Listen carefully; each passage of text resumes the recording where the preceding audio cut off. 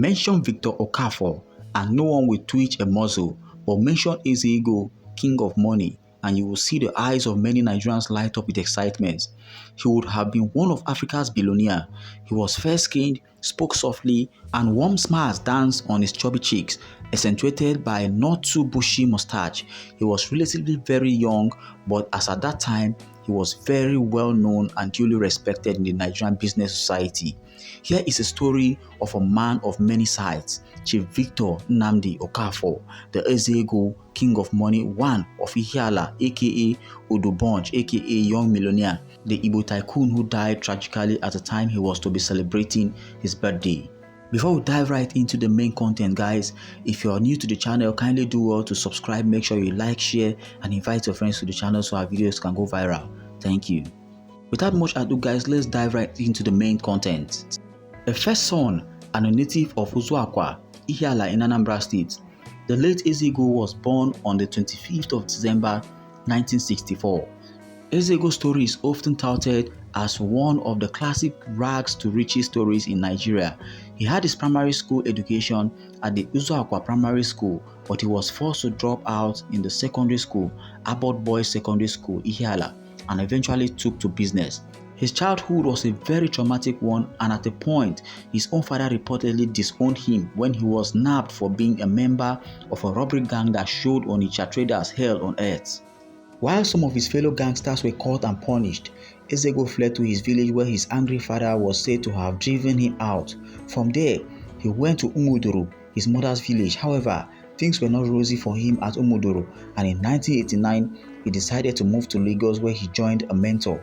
What happened years after that remains shrouded in mystery, but the next time people will hear of Ezego, he was already a multi-millionaire, one of the creme de la creme at the time in Lagos and Nigeria at large.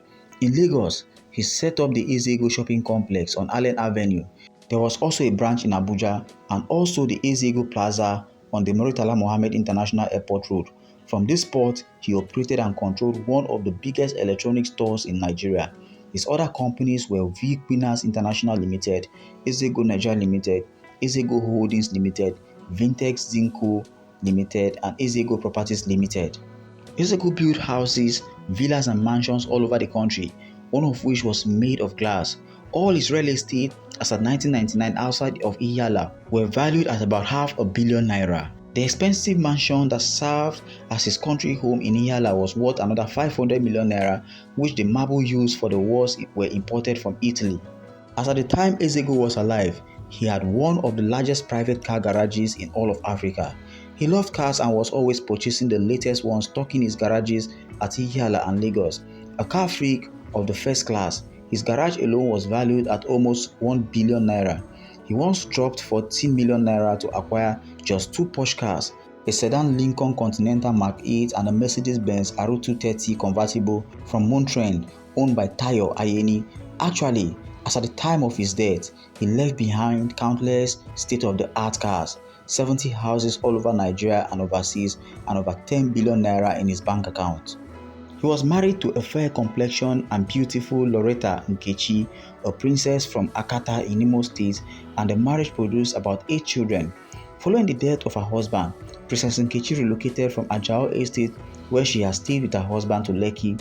As of December 2013, it was reported by the Nigerian Business Guide that she was taking her husband's business empires to greater heights with her children in top universities around the globe.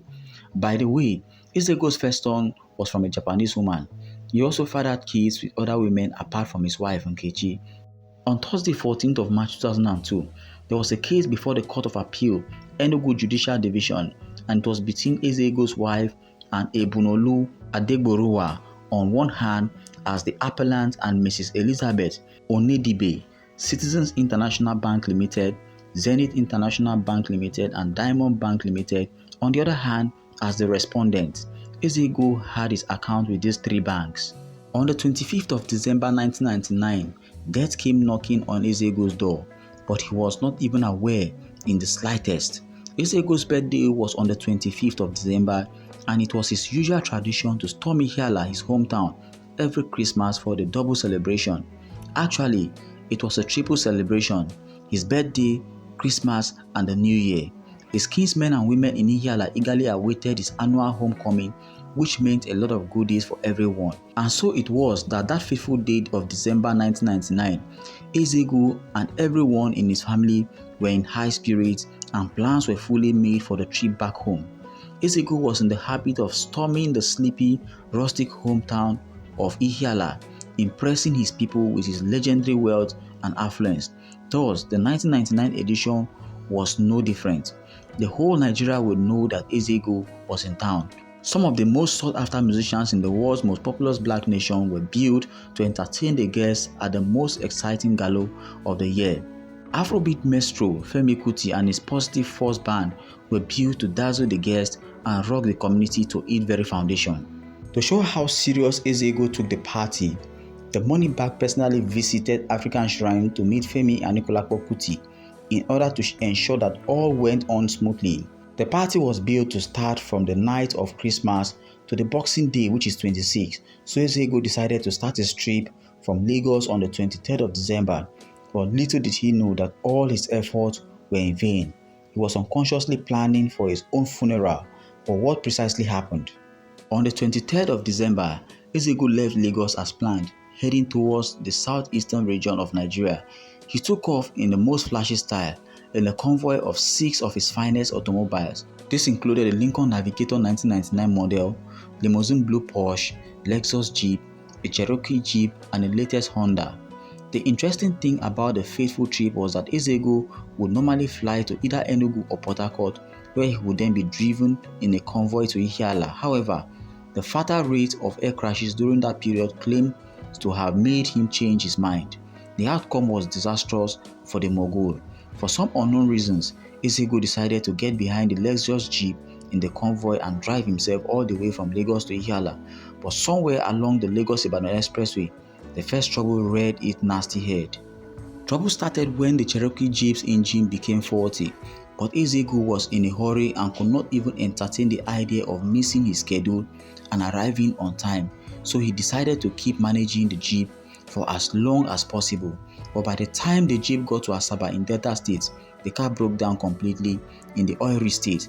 Now things were not getting funny anymore. Ezegu was obviously in distress. His people were waiting for him back home so the carnival would start in earnest. But here was his car that he shelled out millions of naira for, giving him the worst headache of his life at the most unexpected moment. But you know how dangerous Nigerian roads can be. Ezegu did not want to leave his cherished automobile in the middle of nowhere in Asaba at the mercy of robbers. Not the car he bought with so much money. So he called one of his boys to purchase a chain, and the chain was brought and then it was tied to the Lexus Jeep. However, that was the beginning of his problem, because Ezegu was said to have insisted on towing the broken down vehicle all by himself, with him driving the Lexus pulling the Cherokee. So he was in front while another of his boys was behind the wheel of the Cherokee. Well, no one was in position to argue with the boss at the time, so they continued on their trip until they got close to Okija on the Onitsha-Owerri road. At that point, they were just 2 kilometers away from Ihiala in Anambra State, Ezegu's hometown, and their final destination, and that was when they decided to unveil his dreadful figure.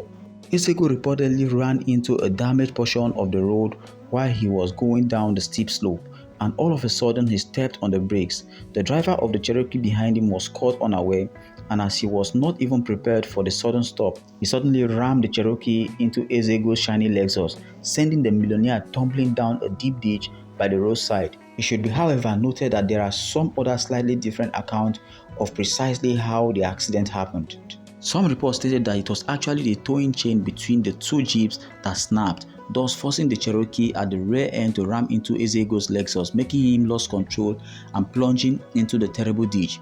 Immediately this happened, his convoy was thrown into pandemonium. Those in his convoy made frantic and desperate effort to get him out of the ditch and get him the most effective medical attention promptly. By the time they finally succeeded in getting Ezegu out of the ditch, he had sustained a deep gash and his face was massively puffed up, thus disfiguring his handsome face. He was actually rushed to the nearby Lady of Lords Hospital, where Ezegu incidentally made a donation of 15 million naira a few years ago. He was still alive and stable when they brought him to the hospital. Surprisingly, there was no doctor on duty. By the time medical doctors arrived, Ezegu was already bleeding through his mouth. He was having internal bleeding and was already in shock. All attempts to stabilize him failed. At that point, his family members suggested that he be quickly moved to a better equipped hospital in Port Harcourt. At this point, it wasn't clear as to whether he died on his way to Port Harcourt or he died in the hospital. But what we know is that he died on Boxing Day, being 26th of December, and he was 34 as at when he died. This marked the end of Nigeria's youngest millionaire as at the time. However, his community is yet to forget him. Those who were old enough to remember him still miss him sorely, while those who are teenagers now barely have an idea of who he was. After Ezego's death, the same fate that befell many African entrepreneurs crept in, and his vast business empire collapsed.